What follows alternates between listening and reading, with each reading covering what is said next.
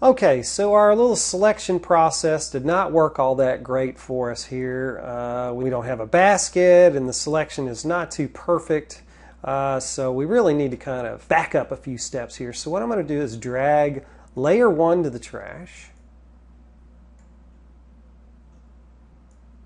And I'm also going to drag background copy to the trash.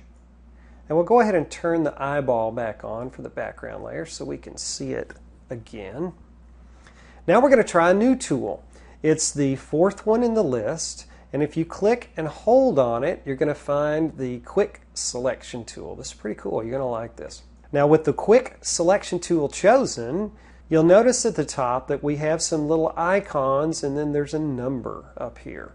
So this is the brush tools for this particular tool. A lot of tools use brushes, and so for us we are going to set this to a size of 50. So we could do that there. We could run this slider back and forth, or my favorite is to use the bracket keys. So let me show you how that works. I'm going to hit escape to get rid of that little dialog, and now notice the bracket keys on the keyboard. They are to the right of the P key. So we have left bracket and right bracket. The right bracket key is going to make our brush bigger. Okay? The left bracket key makes it smaller. Okay? These are nice shortcuts right here. So I'm going to set the bracket keys to a size of, I don't know, maybe 50. Okay? And I'm going to start rolling around inside this image, and you'll see that the balloon is starting to get chosen. Now this selection won't be perfect, but it's going to be pretty close, and close is good enough for this. Now the key to using this tool, I haven't let up on it yet. I'm still holding it down, but I wanted to show you if you get too close to the edge, it'll start selecting background, and that's a bad thing. So I'm going to undo again, Control or Command Z. Now I'm going to start rolling around this image again to select it, and sort of getting closer and closer to the outside edges, but you don't actually touch the edge. You can't come too close to the edge. There. Okay? Get as close as I can without touching it. Now I can see there's a little area down there that didn't get chosen. So that's pretty good. Okay? Now I need to work on getting the little basket chosen down here, so I'm going to roll the mouse in and use my space bar to kind of push that up a little bit so I can see the whole thing real good. And I need a smaller brush now, so I'm going to use the left bracket key, make it smaller, maybe about a 15 or so, and I'm again going to kind of carefully sort of sneak up on the edges of this selection, trying again not to get too close. Now we've got a pretty good selection here, but it's not great, so we need to improve on it. And we're going to do so by using this little button right here called Refine Edge. This is great. You're going to love it. Click on Refine Edge, and we'll kind of see what we were missing in here. I want you to tick the little button here that says Smart Radius.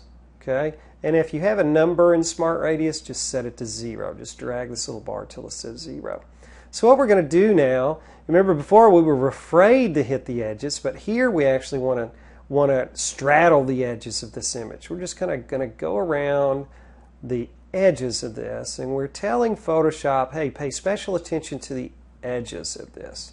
So yeah, we're going to go around it like so, and that's going to kind of help select all of this stuff. I don't know how Photoshop figures all this out, but it does.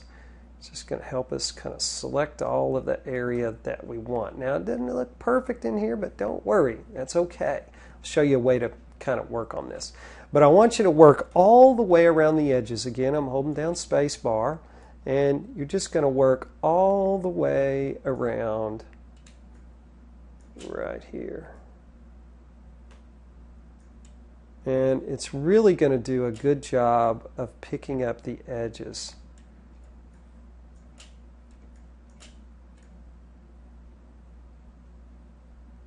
You don't have to be super careful here. That's the nice part.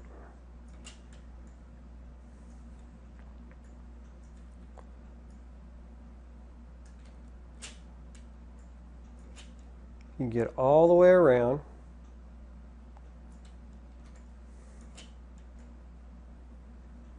Some of this needs it worse than others. Actually, there's pieces of this that are in pretty good shape, but pieces of it aren't.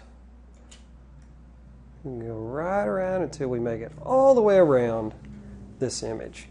Now, to help us see a little better what's going on here, I can see that we've got some extra stuff in here that's not helping us much. We can try going to a different view. So if you click on the little down arrow for view, you can try on white. And I'm going to hold down the space bar so I can move a little bit. And I can see I've got some extra stuff that I really don't want. There's something right in here that I don't like, and there's something a little bit over here. So here's what I'm going to do. I'm going to hold down the Option key or the Alt key on a PC, and you'll notice that the cursor had a little plus in it, and now when you hold that down it has a little minus. And so what we're going to do is just sneak up on that stuff that we don't want, and you'll see it disappear. I'm not really sure what that is, but I don't think we need it, so I'm just going to kind of get in there. There are some ropes and so forth in this area. I don't know, we can see if we can pick a little bit more of that up. We may or may not be able to. No, I'm just going to undo that. Control or Command Z. And yeah, I think that looks pretty good to my eye. It looks like a little extra down here. Maybe I'll go ahead and hold down the Alt key and just sort of kind of go carefully around that bottom edge there. Okay, so next thing we have down here is Output To, and we want to make sure that that is set to Selection, and we'll just click OK.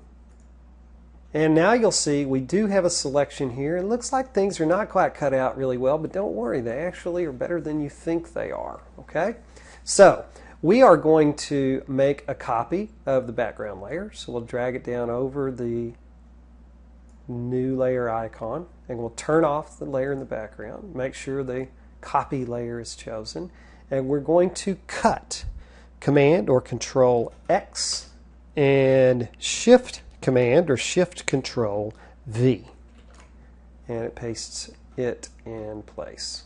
Alright, so let's see how it looks. Going to roll my mouse back a little bit, and well, it's not bad, it's not beautiful, but it's not bad. Okay, but we're going to make it better. Okay, so here's what we're going to do.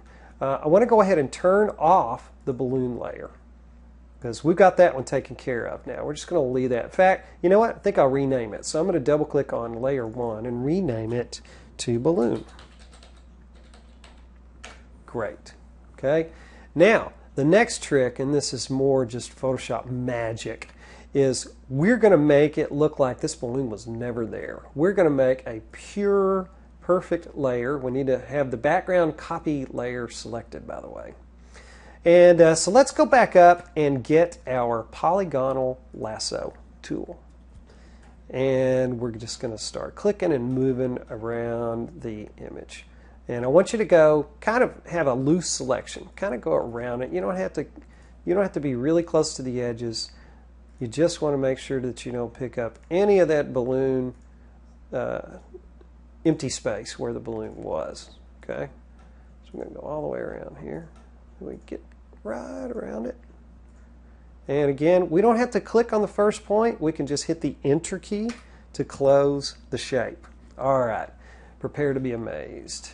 What you're going to do is go to Edit, Fill, and from the dialog, if it's not already chosen, should be Content Aware, and just click OK. And just like that, we have a miraculously good selection. I'm going to go ahead and deselect, Command or Control D, and let's see what we got. Wow, that is pretty amazing. All right, the next tool that we're going to try is called the Clone Stamp tool. It's the 9th one in the list. You can click and hold on it, and you'll see there's 2 of them in here, the Clone Stamp tool and the Pattern Stamp tool. We want the Clone Stamp tool. So what we're going to do is just get rid of this mountain area here as best we can. So we need a small brush for this with a hard edge. So we're going to go here to the brush size, and we're going to set the size to 60 and the hardness to 0. Yeah, that's good. Now hit the Enter key. And then we need to pick up the color that we need for this area. So I'm just going to hold down the Option key on the Mac or the Alt key on the PC and just click somewhere in this white area.